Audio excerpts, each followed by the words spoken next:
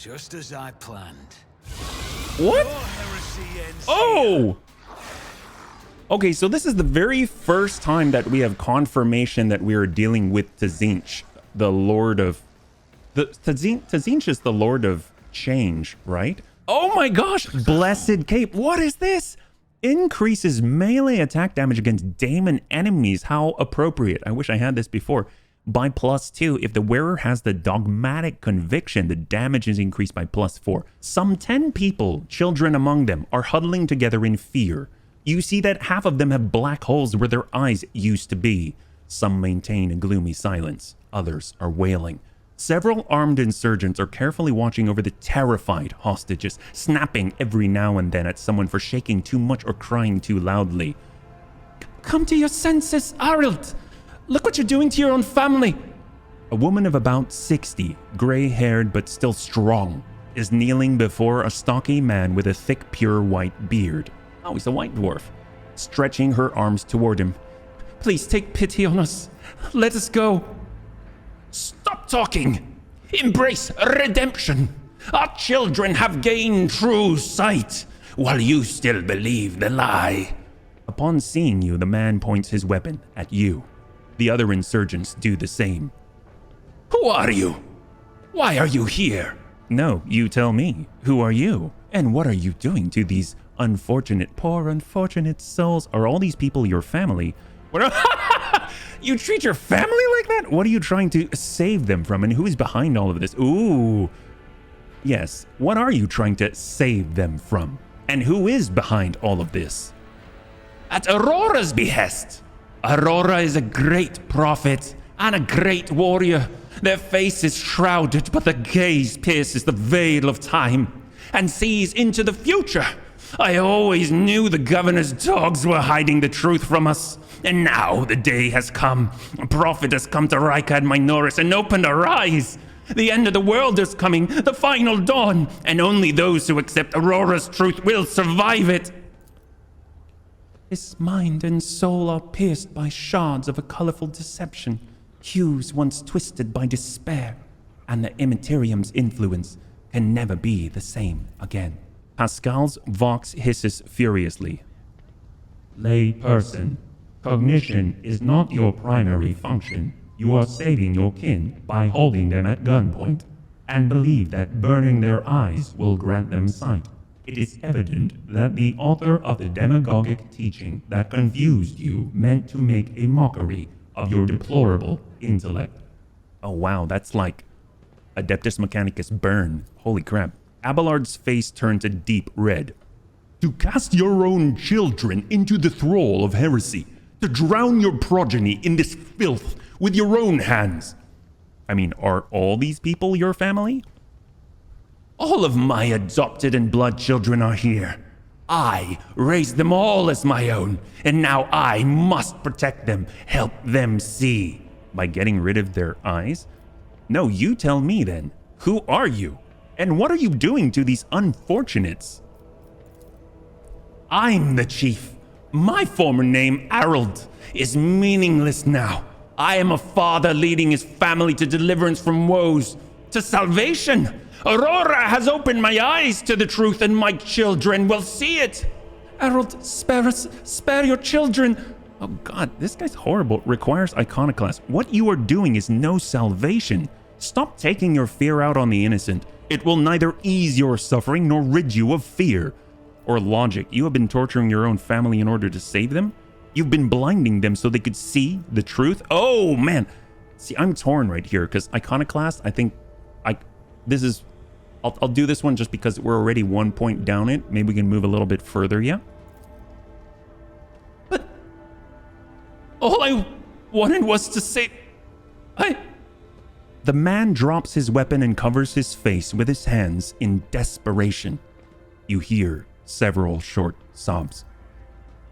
There's no washing the blood from your hands, but you could at least let us go. Arild, the ones you haven't mutilated yet.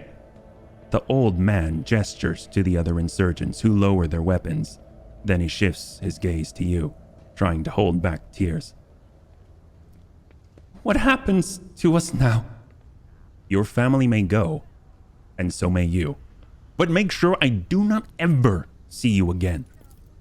The hostages begin to leave, and soon the group disappears around one of the bends. The old man looks away from them and walks in the opposite direction. His shoulders shake with sobs every now and then.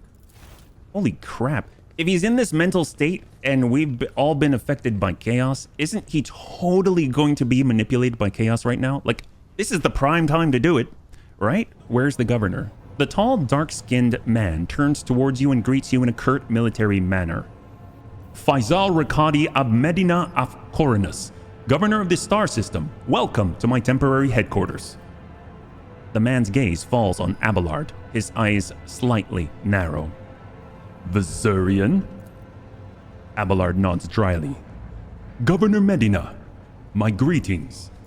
Ooh, I'm sensing some drama. Here we go. He's funky cool. Yeah. The governor's expression changes drastically when he sees Kasia. Lady Navigator, what an honor. I never thought that House Orselio would grace our world with a visit. I only wish I could have received you under different circumstances. Kasia purses her lips, and an echo of grief knocks the wind out of those present. House Orselio is grateful for the support that you have provided to Urak 5 these many, many years. I'm not seeing the convoy I'd sent to meet you. What happened? Did they fail to find and escort you? If that is so, I promise you their punishment will be swift and severe. What a curious exchange of pleasantries. There's some kind of discord between you and Oh, air it out immediately. Let's not do that. The convoy was ambushed and massacred. The only surviving soldier turned out to be a traitor and was personally executed by me. That is an outrage. I will have the personnel vetting procedure changed immediately. The slightest suspicion will be grounds for arrest. Your Lordship, before we proceed with discussing the matters that are of interest to you, there is a question I feel compelled to ask. It was only recently that Lady Theodora was the head of House von Valancius. I've received no word of her demise. How is it that you are now the rogue traitor? Oh boy, let's not dig that up. Let's keep it tight to the chest, yeah. Our ship was attacked, Theodora was killed, and I claimed my inheritance. That is all you need to know. The governor frowns, and a deep shadow falls over his face. Rogue traitor von Valancius? Slain? Unthinkable! Please accept my deepest and most sincere condolences, your lordship. Do not hesitate to let me know how I might be of help. I need fresh crew to replace those killed in the attack on the ship, and I need material compensation. That's huge. That's one of our three main, I guess, outcomes from the meeting that we had with the crew earlier, yeah? And we succeeded! The governor bows his head in acceptance. Of course, your lordship.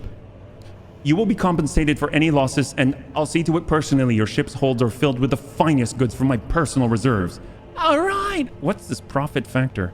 I think Geigen told us once about how we have so much money that everything's just, I guess, a multiplier of our wealth. Abelard nods in approval and remarks quietly. Excellent, your lordship. A rogue trader has no use for leniency. I can offer you several thousand fine obedient servants. However, I'm sad to inform you I will not be able to do it until we've dealt with the insurgency on the planet. I'm sure you won't have to wait long. The rabble will soon be duly punished for their heretical scheming. Are you so confident you will crush the insurrection soon? My own impression has been the exact opposite. Oh, damn! I wish to commend the courage of one of your officers, Sergeant. Yes! We promised Sergeant Malgar. He and his soldiers valiantly defend the starport. I want to start by keeping our promise. I wish to commend the courage of one of your officers, Sergeant Malgar, even though I forgot his name a moment ago. He and his soldiers valiantly defend the starport. The sergeant who managed to impress a person of such noble standing will be recommended for decoration. All right. My kinsman, Kunran Voitvir von Valancius, has betrayed our dynasty and the Imperium. If he's hiding in this system, I want him handed over to me. Voitvir's a traitor? Why, any family, however noble, has an unworthy scion or two. Naturally, we will surrender him should we find him within my jurisdiction. Unfortunately, I have no information regarding his location. However, the governor pauses to think. We have a cogitator here at the command center. It's connected to a data crypt from Logis Abel Sanctum. It aggregated all the Lex Mechanic reports. Unfortunately, the access prayer for it is unknown to me. If you manage to convince the stubborn machine, you might learn something about Kunrad's movements. I'd hazard he fled from you on a ship, not on a pair of wings. Are you so confident that you will crush the insurrection soon? My own impression has been the exact opposite. Is that so? The governor maintains composure. I'd like to hear your reasoning. The insurgents managed to steal a Voxcaster. They've been listening to... He needs to know. They've been listening to your people's communications. The insurgents are using arch-enemy artifacts. Let's start with the communications, yeah? Yeah, communications. It's not much, but it is something. I will order an audit of our equipment. See to it that our communication channels are more closely monitored going forward. However, it was only the accidental success of an otherwise disorganized mob of heretics who have no understanding of the art of war. Well, they are being led by someone, Aurora, a prophet. The rabble's usual superstitions. I'm sure this Aurora is a charlatan, muttering some doggerel which their dim followers think to be these magic spells. This does, of course, warrant their eventual burning in the furnace of penance, but it does not point to there being anything special about this insurgency. All right, the bunnies like burning. Well, we also have the final dawn. Yet another superstition. Surely you don't expect me to believe in it.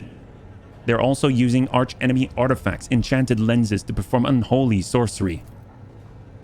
I've heard about these lenses. What makes you think they're enchanted?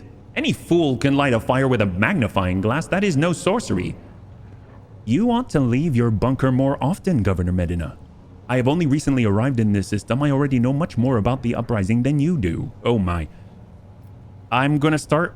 If we're gonna play the card of we know more than he does, we better list all the things. So we'll do the scores of crazed people. The insurgents are maiming their own? Good. Well then, I know more about this than you do. The governor's eyes darken, but your unwavering gaze makes him give in. All right. All right. Look, perhaps I've underestimated the mutiny, writing it off as the rabble's usual nonsense. However, if it does involve corruption and an underground cult, this needs to be investigated. I'll assign additional resources to it and take the issue seriously. You have my word, your lordship. Just ask him about the Inquisition. All right. The governor lowers his voice. Ooh, we get experience. I do. Master Van Kalox has left for the hallowed electrodynamic Chenobium. It's an ancient monastery of the Adeptus Mechanicus. I don't know what his objectives are. Needless to say, insurgent activity has been observed in the monastery's vicinity, but I suppose that's too petty of a problem for an agent of the most holy Inquisition. Besides, I have already sent a small detachment of reinforcements there. The weapon the insurgents were using to shoot down shuttles over the city has been destroyed. Now nothing is preventing you from returning to your ship. If you wish to find Master Von Kalux, you should go to the Chenobium of the Adeptus Mechanicus. Notes of anxiety creep into the voice that rattles from Pascal's vox. On behalf of the priesthood of Mars, I, Magus Hanuman, am officially initiating my participation in the operation.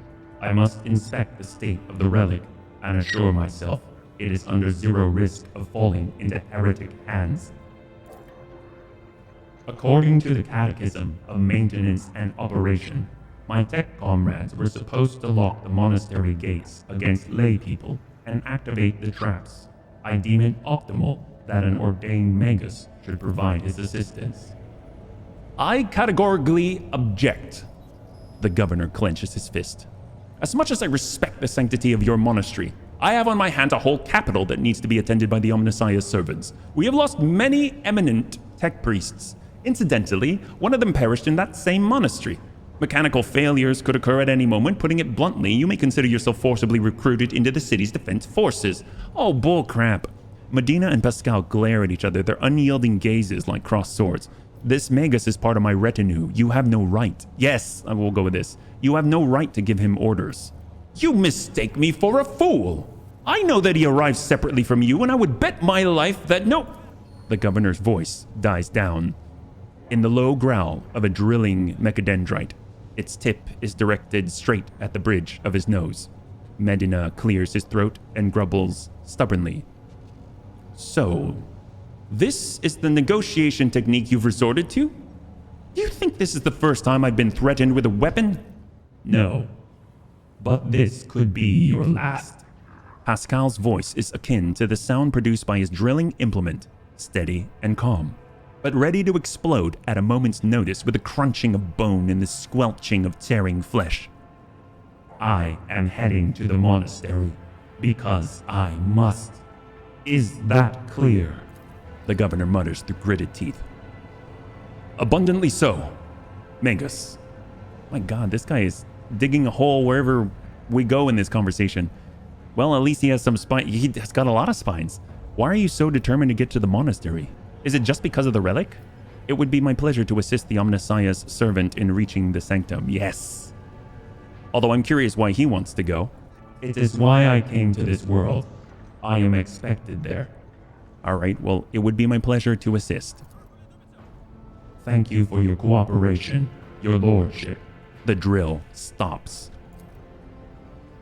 As compensation for your consideration of my request, I, Magus Hanneman, officially undertake to accompany you in Rykat in the role of bodyguard and to protect you at all costs until your life functions cease, but only within the limits of the Rykat system. You're Hanneman? Glad you're alive. The governor raises his eyebrow and stares at the tech priest in surprise, but refrains from further commentary. Gosh, there's so much subtext here, I don't know what's going on. Jeez. Pascal, what's so special about the Chinobium and the relic? What is in there that has drawn the attention of an interrogator of the Inquisition? I have never been there before, but I would presume the sacred relic of the reactor is capable of great destruction should it end up in heretic hands. The fury of the freed machine spirits, once released from the sacred circuit, will destroy everything around them. The degree of damage inflicted may render the world of Rykan Minoris uninhabitable. Heresy must be purged from those blessed halls. I declare any desecrator who defiles the relic's power a Category 3 blasphemer, deserving of immediate execution. I mean, honestly, I don't have any more questions. Then permit me to ask a question. My name aroused your interest, Governor Medina. Why? The governor looks at Pascal with curiosity. I mean, according to the reports we've received, Logus Abel Hanneman set off for the hallowed electrodynamic Chinobium a short while before it was stormed. I'm glad to find out that you're safe. Perhaps you possess information on Master Von Kalux? Pascal's vox rasps in confusion. My name is Pascal Hanneman, not Abel. I know nothing about such a person. Oh, does he have a clone? What in the world? What do you know about Abel, Governor? I've never met him in person. That esteemed Logus supervised the work of Rykad Minoris' Lex Mechanics for many years. However, he rarely left his cyber chapel and I never had the honor of making his acquaintance. A true anchorite. Why did he fly to the monastery? That seems suspicious. When a Logus of the Adeptus Mechanicus wants to go somewhere, we don't ask why, your lordship. Well, where can I get more information on this individual? I would have suggested you inspect the esteemed Logus' sanctum, but it was destroyed by the rebels. We recovered several data crypts and connected them to the cogitators at the command post. They might provide you with some information. It is amazing that a mechanical voice from a Vox can sound so confused. That name might have been used as a signal intelligible only to its intended recipient. In that case, its bearer might be Archmagus Amarnat, initiating an investigation and data collecting procedure. Idira tenses up and listens, then turns around sharply to face Pascal. I can hear my friend's snide whispers through the door. Be careful on your search, Magus. If you stare into a shattered mirror for too long, you might see yourself in it, in every shard, at once. Mending it is that much more of a tainted affair than the new reflection is death-like. I never understand what she's saying. I see. Well, glad to be of service, your lordship. That's all I wanted to discuss. Obviously, we're at Rykad Minoris. There's a lot to do here, but I think you said this unidentified void ship lets us buy stuff? I mean, does it let us buy stuff or sell stuff? Does it let us do stuff? Let's go. The Vox crackles to life and Master Helmsman Raver addresses you. What we have here, Lord Captain, It is not very noticeable, but there is a void ship sitting in the local asteroid field. It sure is quiet, like it's huddled up in there on purpose. It's not like I am surprised. The thing is more scrap heap than ship at this point. Somebody sure went to town on it. We're registering critical damage to the hull and depressurization of several compartments. Oh, there's an incoming transmission now, too. Hear us? The Vox transmission hisses and abruptly cuts to static. Do not require assistance. Pete, do not require assistance. Copy? The Vox relays a different voice. Keep following. They'll pass us by, won't they? Protects. Lord Captain, I am told our augurs cannot determine the allegiance of the vessel. To be brief, there is an unidentified and badly damaged vessel within an asteroid field near the Ricati Filia colony that is refusing help, which, not to put too fine a point on it, has not yet been offered to them. Ravor, can we establish communication? Let the vessel identify itself. Yes, Lord Captain. The connection is established. Unknown vessel, we are receiving you. Identify yourselves. I repeat, identify yourselves. For a brief moment, the Vox only hisses and snaps, and several voices at once start shouting over one another. Do not tell him. We're done for. This is Thunder Fang. We are... One of the voices falters uncertainly and is replaced by another. Merchant vessel? Do you copy? We're a private vessel. A merchant vessel? Of course they are. Damn my stupid head. Where did I hear this name before? Thunderfang. Thunderfang? See, Ravor, damage report on the unknown vessel. I want to know what's going on. Telemetry shows multiple hull breaches, most likely caused by the guns of a combat ship. Several compartments are leaking air. The bridge has been almost completely obliterated. 2 of the engines are critically damaged. Somebody gave them a thrashing so solid they barely managed to limp away. Thunderfang, why can we not identify you? You can make out hoarse and furious whispering even over the crackling of the static. Why, I don't know. What if... Certainly not. The whispering dies, and a clear, youthful voice cuts through the static. Oh crap, I missed that. I think they said it was damaged. Is there a log somewhere? The Vox responds by bursting into a cacophony of sounds, words, and emotions. Someone chuckles bitterly, another swears with some foul expletives, and yet another hisses, furiously demanding that the other shut up. You manage to make out little from all this noise. We were just flying, minding our own business, straight out of the blue and opened fire. It's a miracle we could get away, and we're protected, and then more fire. Who? Void only knows. Roasted our tail, bombed everything. Our folks are left without our help. We never got to them. Thunderfang, stop playing games and explain again what your business is here, and this time I highly recommend the truth. Main gun, deck, on my order, aim weapons, target, oh, like we're just saying it out loud, or we're actually going to do it. Keep following the old, no.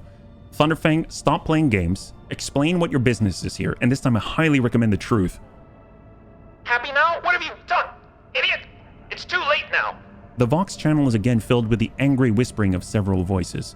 The whispers and static are drowned out by a clear and slightly frightened voice. Do you copy? We are from the of the Void. We did not come here to loot. On a different business, to help our own out of jail. Do not hurt, please. We already had our chronos cleaned. How about striking a deal? Our hold is full. Plunder. I mean, goods. Oh, they have plunder in their ship. In case you are unaware, Lord Captain, the Fellowship of the Void is a disorderly assembly of several dozen pirate factions in the Coronus Expanse. They consider themselves above regular heretics solely because they sometimes have Vox conversations with those whom they are about to board. Were it up to me, I would make them eat a salvo from the macro cannons to shake the scum loose from the decks. They certainly deserve it. The honeyed voice of the high factotum interrupts the translation with a polite cough. I would wait on destroying the vessel if I were you. Although the moral aspects of their livelihood do cause some awkward questions, the Fellowship of the Void remains a major supplier of goods to the local market. Perhaps you will find dealing with them acceptable, especially in a situation where performing a warp jump is impossible.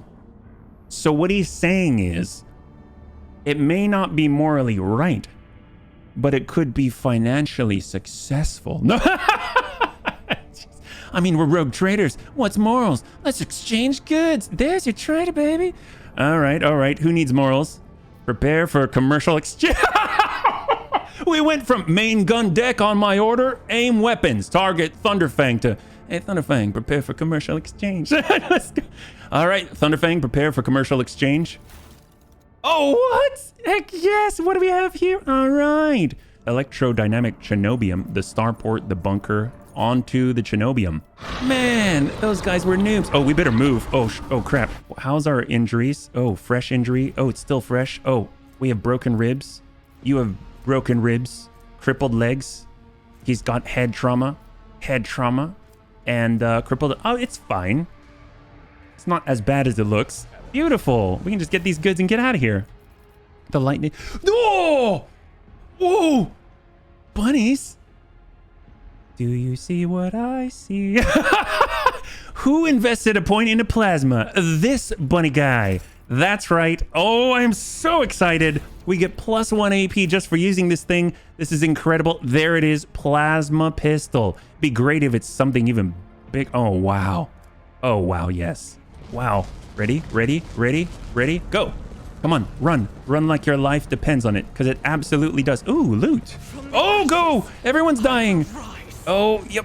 Come. Oh, stop. What are you doing? Run. Don't let the electricity dictate your lives. Go while you can. That was run flawlessly. Now we can go back, take a vacation, and come. Oh my God, look at our traumas. Man, this is not PTSD. This is how you take care of PTSD. You go back to a void ship where somehow it's all okay. It's all okay. We will be right back in a few months. All right. I call that success. We have a plasma pistol. That's all I care about. All right, well, thank you so much for joining me today. Oh, should we shop? We probably have more cargo now. Oh, what's in here? Oh! Satisfied with that answer, I will repeat my question again. The last electro priest you killed, where did you find him?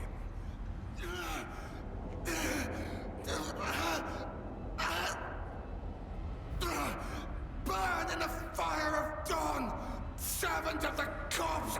And another one meets the limit of his. Oh, the last. I thought he was going to say, and another one bites the dust.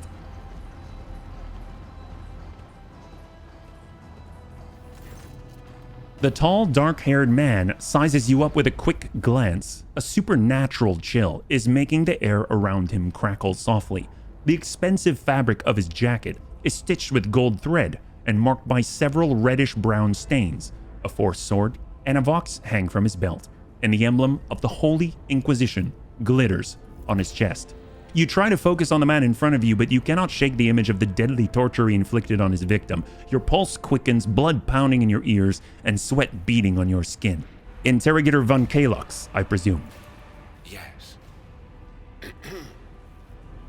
Since you know who I am, and are in no hurry to kill me, I infer that you serve the Emperor, not his enemies. Darn straight. Allow me to introduce myself.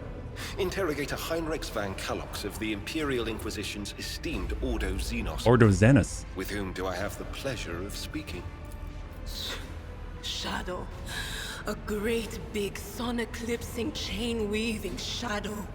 I can see the threads, myriads of them extending toward us all, and all of them creeping off toward him like snakes, shrouding us in poison. My, oh my, do I sense trouble, and it's right in my throat. It itches. I never understand what she's saying. A puff of black smoke comes out of the psyker's mouth and dissipates at once. A psyker? Interesting. And a diviner at that. Even more interesting. Are you sanctioned? Don't you Inquisition Oh! me? I'm under the Roguetrader's protection. Idira looks at you pleadingly. Nope, you can take her. She's gone. No. Pay no attention. She talks all kinds of nonsense. Idira's a member of my personal retinue and is under my protection. She talks all kinds of okay, fine, I'll be nice. She's a member of my personal retinue under my protection. Your retinue, you say? Then let's go back to my previous question. With whom do I have the honor of speaking? Roguetrader HBFT von Valancius. Von Valancius? To the best of my knowledge, that dynasty is headed by the esteemed Theodora von Valancius. Has there been a change of circumstances? Heinrix watches your expression closely. I see you take no end of pleasure in your job. I barely introduced myself, I'm already being grilled. Theodora is dead, slain in battle by enemies of humanity. Can this conversation wait for a better time? I'm here on the Lord Inquisitor's orders to see to his acolyte's safe and timely arrival on Footfall. This establishes exactly what we need to, which is we heard from the Lord Inquisitor, you know the mission, we know it as well. We're on the same side, so we'll go with that. Then the timing of our meeting is fortuitous. I am requisitioning you and your retinue for my task. Requisitioning? Young man, your choice of words is unseemly to the point of insult. You're addressing a rogue trader. I don't imagine you'll be any happier if I say taking into inquisitorial custody. To aid his faithful servant in the fight against corruption is the solemn duty of all whose actions affect millions Thanks, Kasha. of imperial subjects. Let your example guide those who will carry the Emperor's light across 1,000 stars. You are familiar with the works of Inquisitor Alistar the Redeemer. Not every acolyte can say the same, let alone people less initiated. Please forgive my lapse in manners, Lady Navigator Orselio. It is a great honor. She must be famous. I came to Ricad Minoris on a mission, which a rebellion prevented me from fulfilling. The governor is convinced that malcontents from among the rabble were the instigators, but I immediately suspected a more sinister presence at the root of the mutiny. My visit to the monastery and a few unhurried conversations with some of the rebels... That's a conversation? ...confirm my suspicions. He's shanghaiing you into service. Or we can just pretend that he's in our service, right? I did not. I threw it away, Noel. Someone by the name of Aurora is leading the rebellion. Data indicates that the head of the cultists is here right now, in the sanctum of the ancient reactor. Really? Given the prophecy of the final dawn, and the special efforts made by the enemies of humanity to seize the monastery, their goal is to gain access to the holy power source's control circuit and trigger a process that, once started, cannot be stopped. In other words, to detonate the reactor, thus being themselves the cause of their much-touted final dawn. That's less... I mean, while incredibly damaging and incredibly... It's less intriguing than some magical final dawn, but I guess that works too. Blasphemous insanity. The tech priest's visor flashes and turns a bloody scarlet.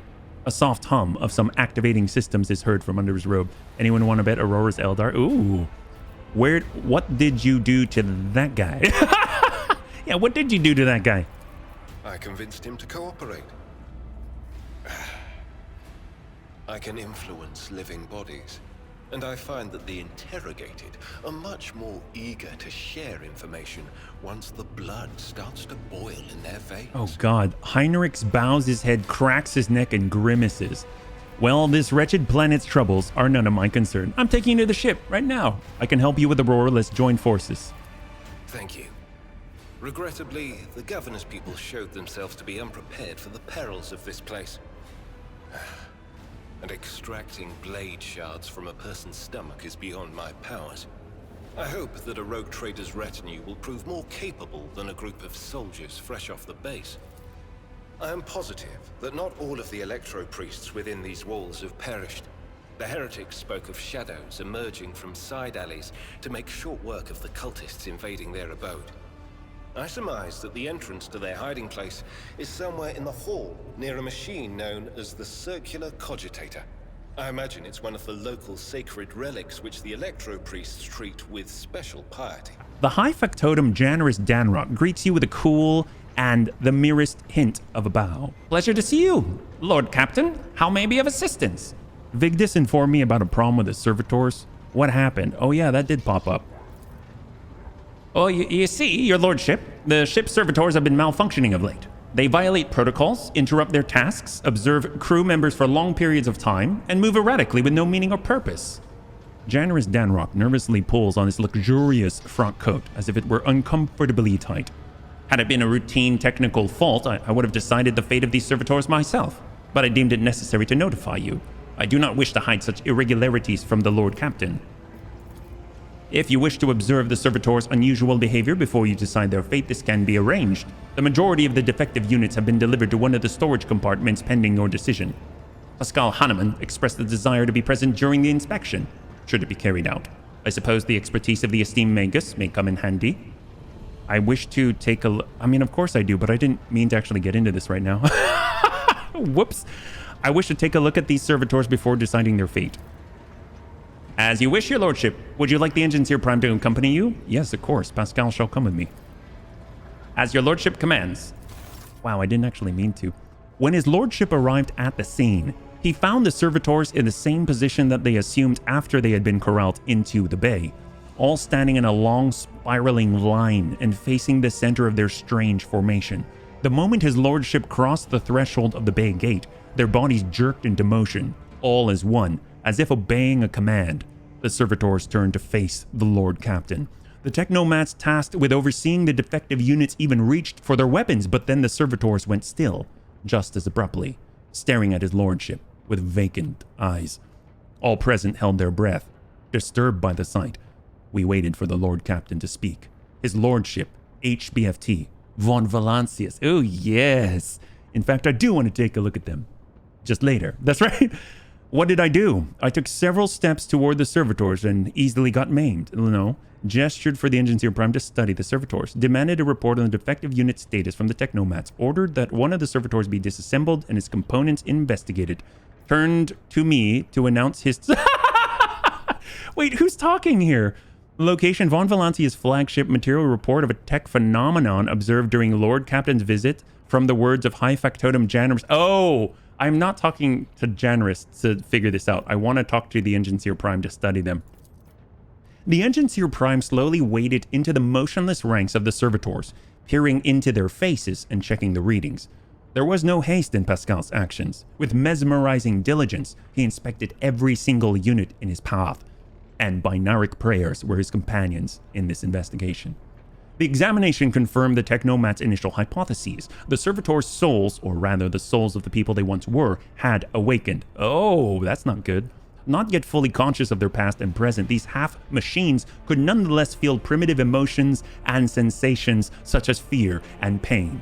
This undesirable consequence of shoddily performed lobotomy is most rarely observed, and yet for some unknown reason, it had occurred in every single one of the servitors gathered in the bay. All present held their breath, disturbed by this sight. We waited for the Lord Captain to speak. His Lordship HBFT von Valancius demanded a report on the defective unit status from the technomats. The technomats' long-winded and detailed report could have been summarized in a single key point. Despite the servitors' abnormal behavior, they were still quite capable of carrying out tasks, and therefore the circumstances did not call for their termination. And then took several steps, ordered that one of them be disassembled? No. Took several steps towards the servitors. Immediately, the servitors, each and every one of them, stepped toward the Lord Captain in perfect unison. They mimicked his movements with frightening precision. The Roguetrader halted in place and, after a moment's thought, waved his hand, and the servitors just as synchronously repeated that gesture as well. When the Lord Captain turned quizzically to the technomats, so did the servitors, as if mocking him.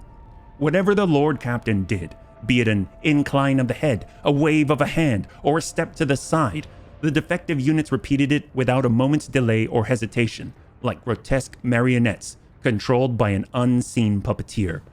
Dude, how cool would it be if we did Moonwalker? Or Thriller? And all the servitors are like, oh, I love this ship. We observed this mime unfold in distressed bafflement for nearly a minute, until the servitors finally came to a stop. Not sensing any threat from them, the Roguetrader approached with confidence. The Lord Captain examined the servitors.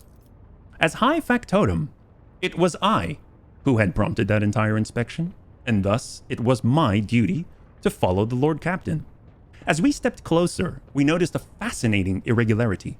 The servitor's pupils, normally still, were shaking wildly. Their bulging veins were pulsating under their copper collars inscribed with their past offenses.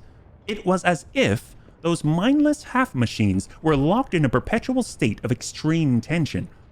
A visibly shaken technomat behind us proposed that the human souls had awakened within the servitors' bodies after a long slumber deep within their lobotomized brains. Formerly bereft of intelligence, they had attained awareness, feeling, and understanding. After a pause, the technomat added that the servitors used to function properly, that no one had been able to explain the change in their behavior. His gaze still trained on the motionless but animate half machines and half people. The Lord Bunnyman stepped away from the servitors. While I already examined them, I don't want to disassemble them. His Lordship HBFT von Valancius turned to me to announce his decision. His Lordship looked at me with unwavering resolve, and it was that confidence that wrenched me out of the nightmarish stupor that had me tensely observing the scene unfolding before me. The Lord Bunnyman gave the order to dispose of the servitors so their human souls may be released from torment. Oh, if we do that, is our ship gonna run? To send the servitors back to toil as they had toiled before, for they had not yet paid their dues for the crimes of their past lives and thus did not deserve clemency. To destroy the servitors, for what was happening to them could spell horrific heresy. To leave the servitors to their work, for there was nothing in their behavior the Lord Captain found alarming. Oh my God. Well, I don't know what it means for me to be the Pied Piper and puppeteer, but I don't know if they awaken though. That just is more of a tragedy and less of a they've paid in some way, but it sucks. I think compassion, which is severely lacking, in the 40k universe. I guess that's the whole point of being an iconoclast. I'm going to choose it. So the Lord Captain gave the order to dispose of the servitors so their human souls may be released from torment. The Lord Captain's command was executed post-haste. All defective units were incinerated in furnaces, and the remains were expelled into the void. The crew was provided with replacement servitors and soon forgot all about the destroyed unit's peculiarities, yet this incident haunts my memories to this day. With the fate of the defective servitors decided, nothing could now distract the Lord Bunnyman from his mission. Oh my, that was so cool. It's like a bedtime story about the death and handling of really strange Michael Jackson puppets. I dig it. All right, what do we got here? Ooh, I'd like to replace the painting in my chambers, hang my portrait instead. Wait, what? Janus bows obsequiously. It will be done, your lordship. Really? Wait, is my painting really in the... Wait, what? This I have to see. And I guess I want to order shipping and transportation. Oh, what is this? To the Thunderfang? Oh, wow. I can do trade from here. Chef's kiss. I don't even have to travel there. Man, it's like 40k Amazon. This is awesome. Where's the painting? I bet it's over here. Maybe. Yes! Oh my god! This game is so cool! Wow! Oh, that is majestic. That is a perfect likeness. I gotta say, that is a perfect likeness. I feel like my quarters is, I don't know, just feels a little more regal now. Like everything's right in the world, don't you agree? I mean, all the skulls. Why is there blood on my portrait? That doesn't make any sense. Why is my portrait bleeding? Okay, let's go. You know what? I don't need to look at the portrait anymore. Although if I look at this, what's it say? This majestic portrait, I fully agree, painted by a skilled artist, that's my wife, greets guests who have been granted permission to enter the Lord Bunnyman's quarters. Well, you know, obviously I'm not one to have a big ego. So let me just head on out. Let's go. All right, let's get back to Rykad. Oh, they're burning. Oh, don't burn banners. What's that? Oh, that's a body. That's not a banner. Well, I guess it's their kind of banner. A crowd of cultists has surrounded a tech priest crucified upon a mechanism. A rhythmic whisper repeated by 100 voices blends into some blasphemous enchantment. Powerful discharges of the motive force run through the machine, causing the unfortunate prisoner's body to convulse brutally and forcing woeful cries of pain from his lips. The tech priest's hoarse voice echoes under the ceiling. In the clenched claws of stagnation, in the shackles of iteration zero, under the iron wing, let the cycle be discontinued. Pascal's mechadendrites spring into combat mode instantly, and a wrathful rattle comes from his vox. I am registering a severe violation of the purity protocol. The blessed Amarnat has been captured by heretics and is being tortured. Are you sure he's Amarnat? Confirmed. I do not observe his face, but I recognize his words. Let the cycle be discontinued is the blessed Amarnat's motto. Look around the hall. Yeah, that's probably important. The bunny said we should look. The heretics have taken up positions everywhere, and many more are doubtlessly hiding in the passages leading out of the hall. For now, they are all focused on the sacrilegious torture of the tech priest and do not notice you. How is he bearing the... That's not the question asked right now. We must save the esteemed tech priest without risking his life. Then let's kill them all. We must save the esteemed tech priest without risking his life. The mechadendrite points to the corpses of heretics lying nearby. We can use the blasphemer's clothing as a disguise. Oh, I don't like where this is going. Unrecognized, we can sabotage the power units, overloading them, and cleanse the hall of heretics. Are we really gonna wear... The lightning discharges have charred the cultist corpses. Whiffs of smoke rise from their empty eye sockets whose contents have evaporated. Their clothes covered in the blood of innocents are crudely painted over with the emblems of the arch enemy, which exude a repulsive air of soul decay. Man, I'm really curious how Heinrix is gonna take to wearing these things. I shudder with disgust at the mere thought of having to touch clothing adorned with unholy symbols, let alone wear it. This is the first step toward falling. A small compromise with evil that will lead to something greater. Is there truly no other way, Roguetrader? The signs of the arch enemy are not just painted symbols, but conductors of its will. The words of their prayers, even spoken without faith. Their coat of arms, even deceitfully worn. All this increases the presence of the ruinous powers near you and draws their corrupting attention to you. Kaja stares in horror at the corrupted clothes and the scattered human ashes. Do not make me. I mean, I would put it on, but I don't want to make everyone put it on. We can just kill everyone. I enjoy that too. All right, let's... Oh, God. I feel like a parent giving in to their children when they don't want to eat their broccoli. Fine, you don't have to eat the broccoli. I will not allow corruption to touch you. We'll vest ourselves in faith and kill every last traitor to the Golden Throne. Another desperate scream rends the air. So be it. May the Omnissiah protect the blessed Amarnat in the coming battle. Death to the blasphemers. In the cycles of the foreordained, there lurks a flaw of worship. The tech priest's body convulses. Pained, plaintive creaks of binaric prayers come from his vox. As moments pass, the signal becomes less and less clear, as if something twisted and wrong were being added to it. Pascal studies the tech priest's face carefully. His vox system moans in a tragic vibrato. Subject unidentified. This is not the blessed Amarnat. Stranger, I request your name. How do you know my mentor's motto? Who are you, servant? Oh, examine him. There are deep burns all over his flesh, and the skin around his augmetics is charred. Blasphemous spells have been carved into his sacred iron, forming unholy litanies of scrap code. It's amazing how robust this tech priest's life support systems have proven to be in maintaining the spark of life in his grievously wounded body. Do you know him, Pascal? The subject has not been identified and has no record in my catalog.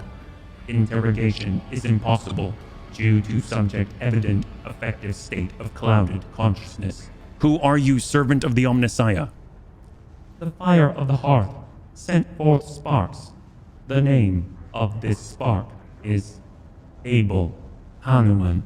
Oh, does Pascal have a brother? The tech priest looks over at Pascal. For a brief moment, his speech becomes clear. The echo of my call has reached you. Good. The iteration is at its end.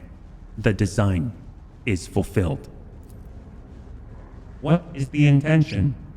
Why are you calling yourself by my name?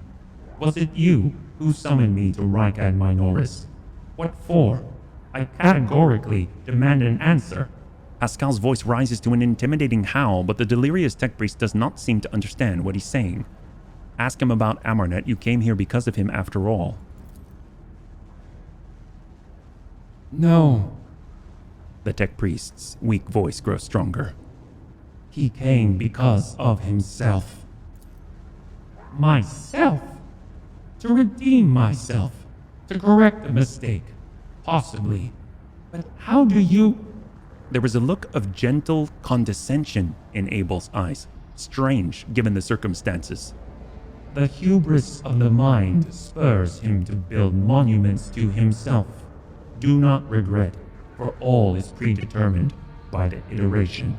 A devastating coughing fit cuts him off, and you hear a clang of tearing metal from inside his chest.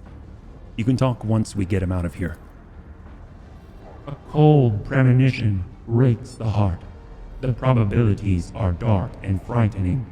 Brother, I do not wish to gaze into them. We are the flame of knowledge that drives the darkness away. Pascal is quickly inspecting Abel's wounds, paying no mind to the blood and sacred unguents staining his sleeves. His vox rasps soothingly. Do not fear what is to come, brother. We are already here. Try to take down the tech priest crucified on the machine. As soon as you touch the tech priest's battered flesh, he shifts his gaze to you and says with sudden clarity, "Many sparks have gone out, but not all. The electric shepherds are alive. In the darkness, I heard their prayers. Find them. Save them. Recite the hymn of contact circuit restoration so that you may behold what is hidden." A blast of the motive force runs down the tech priest's body, and his face contorts in a mocking grimace. Malformed binaric code, repulsively jarring on the ears, pours out of his vox. Information archived to the effect circuit restoration hymn is the entrance password to the Electro Priest's hiding place. Pascal responds with the dour rhythms of a containment aria. I note, with great sorrow, the cultist ritual has been partially successful. My tech brother has been tainted by corruption. He is in the grip of schismatical, an unholy imitation of a machine spirit. I request immediate activation of the tech sources and protocol. What is schismatical? An ugly mockery of a noble machine spirit created by the warp. Sometimes a few lines of despicable scrap code or a small clump of the motive force falls under the arch enemy's influence and degenerates into an abomination of this sort, one whose very existence is an insult to the Omnissiah's wisdom. Well, we shall help to save him. The possessed man responds with a burst of repulsive laughter. Every now and then a word or two of Gothic finds its way into the binaric obscenities pouring out of his vox, in what seems to be the schismatical's tentative forays into a language that is alien to it. His body convulses, his joints twist at unnatural angles with a sound of bursting steel couplings. As the possessed man thrashes about, his internal augmetics emerge gradually through the hanging tatters of his flesh, as though an iron homunculus hidden inside the tech priest were trying to cast off the meat cocoon it no longer needed. Pascal's mechadendrite extends a thin drilling needle, sacred unguent glistens on it. A code purification aria is heard as the needle sinks into the possessed tech priest's skull and touches his neural augmetic, forming an electric circuit with it. Extreme strain is visible on his face. Furious litanies pour out of his vox. Result: failure. Requesting assistance. Send a purifying charge of the motive force into the possessed man's body. May the machine god heal you. Oh my god! Undaunted, you grab one of the severed cables and press it into the tech priest's body, and a shock of formidable power shakes the possessed man. Machine oil gushes out of his mouth, his vox hisses deafeningly as the flow of the motive force burns the corruption in his sacred iron. The overload destroys some of the circuit boards of his neural augmetic, resets his code, and erases the schismatical from existence. Yeah, alright! Good going, us! The tech priest's eyes roll up, and he loses consciousness. Crushed, yet still alive, and no longer in the thrall of corruption. Oh, yes! With the utmost care, Pascal takes his body down from the mechanism and lays it on the floor. His stirring litanies of gratitude to the Omnissiah echo through the hall. Oh my god. Rest, Tech Brother. We will come back for you when we have done our duty to the miraculous fusion reactor. Lord Captain, the Omnissiah commands a pious mind to strive toward uncovering the truth. Therefore, I will not stop until I find my mentor and understand his connection to this servant of the machine god. I request the privilege of joining your retinue as a rightful companion. I can offer to fulfill the duties of an engine seer on your ship in exchange for the right to follow you and conduct my own investigation. Take a look. What's the password? Oh my. Do we want to go in here already?